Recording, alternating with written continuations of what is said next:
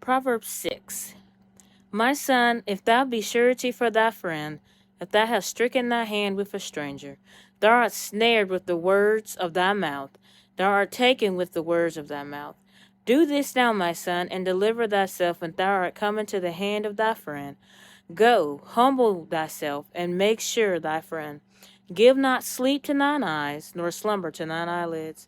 Deliver thyself as a roe from the hand of the hunter, and as a bird from the hand of the fowler. Go to the ant, thou sluggard, consider her ways, and be wise, which having no guide, overseer, or ruler, providing her meat in the summer, and gather her food in the harvest. How long wilt thou sleep, O sluggard? When thou wilt arise out of thy sleep, and a little slumber, a little folding of the hands to sleep, so shall thy poverty come as one that travelleth, as thy want as an armed man. A naughty person, a wicked man, walketh with forward mouth. He winketh with his eyes, he speaketh with his feet, he teacheth with his fingers. Forwardness is in his heart, he deviseth mischief continually, he soweth discord. Therefore shall his calamity come suddenly, suddenly shall he be broken without remedy. These 6 things doth the Lord hate, yea, 7 are an abomination unto him: a proud look, a lying tongue, and hands that shed innocent blood, a heart that deviseth wicked imaginations, feet that be swift in running to mischief, a false witness that speaketh lies, and he that soweth discord among brethren. My son, keep thy father's commandments, and forsake not the law of thy mother. Bind them continually upon thy heart, and tie them about thy neck. When thou goest, it shall lead thee, and when thou sleepest, it shall keep thee, and when thou awakest, it shall talk with thee. For the commandment is a lamp, and the law is light, and reproofs of instruction are the way of life. To keep thee from the evil woman, from the flattery of the tongue of a strange woman. Lust not after her beauty in thine heart, neither let her take thee with her eyelids.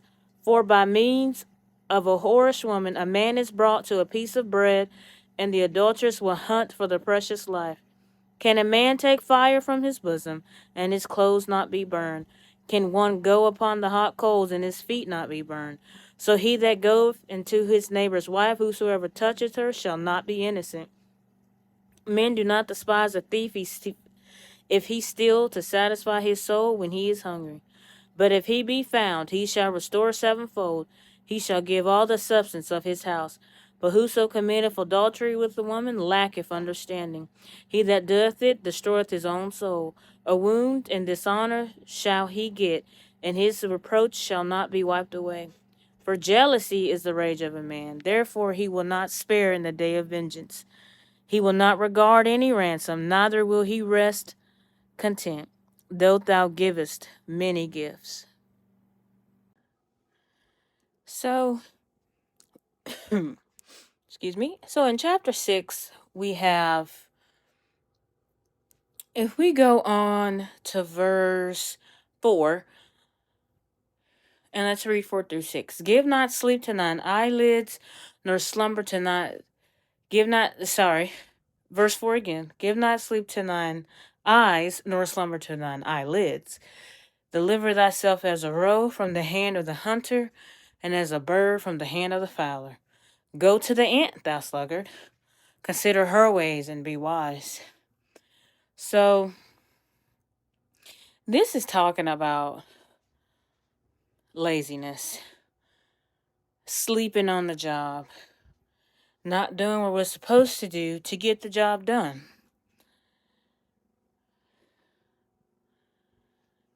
And so verse 7 says, following verse 6, which talks about the ant and the sluggard, and how the sluggard should go to the ant, and it says that the ant has no God, overseer, or ruler. So we should be like an ant, and without someone telling us, we should be doing what God said to do, doing what we need to do with God first and foremost in our daily life, without having to have 80,000 reminders. We should not be lazy. Verse 9 says, how long wilt thou sleep? And when we gonna get up? So if we are found sleeping on the job, Verse 11 says, poverty come as one that travelleth, and they want as an armed man. Sleeping on a job, not getting the job done, spiritually and physically. Poverty will come, and we will just want. So as we go on, and so let's go on to verse 16, because I want to mention this. The sixth thing that the Lord hate, yea, 7 are an abomination unto him: a proud look, a lying tongue, hands that shed innocent blood, a heart that deviseth wicked imaginations, feet that be swift running to mischief, a false witness that speaketh lies, and he that soweth discord among brethren. So, God hates the first 6, and that 7th one is an abomination, which is sowing discord among the brethren. Now, this is an important thing to know, because we don't want to be caught doing these 7 things that God hates, and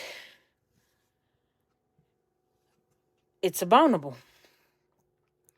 So we got to make sure that our heart is right.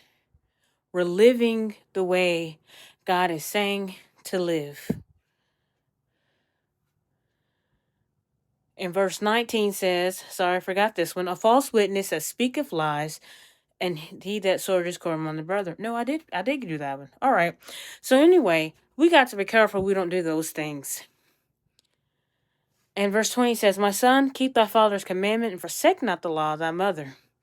Bind them continue upon thy neck, and tie them about thy neck. So we need to keep his commandments and forsake not the things that he wants us to be doing, because it will lead us, and when we sleep, it'll keep us, and when we wake, it will talk with us. It would help us.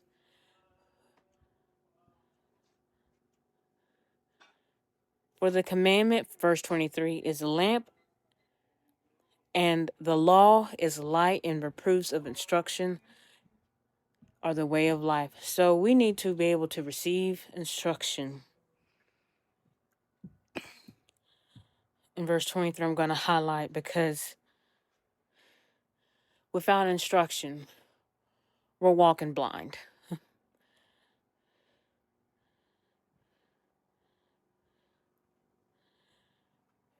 Instruction, as we read, instruction will keep us also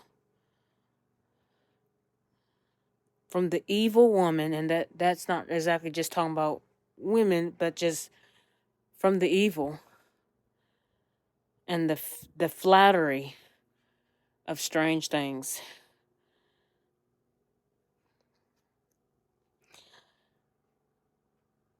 So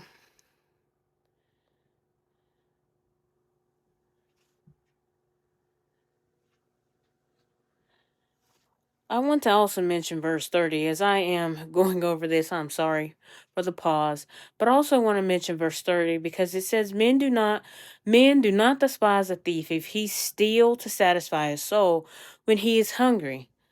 But if he be found, he shall restore sevenfold. He shall give all the substance of his house. So I think it's really important to note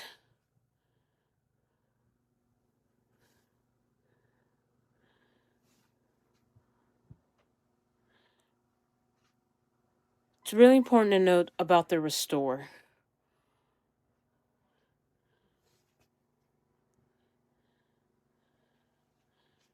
So, sorry for the pauses, forgive me.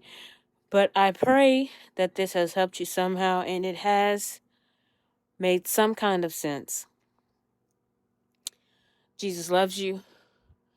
Keep him first, and he will lead and guide you in all things.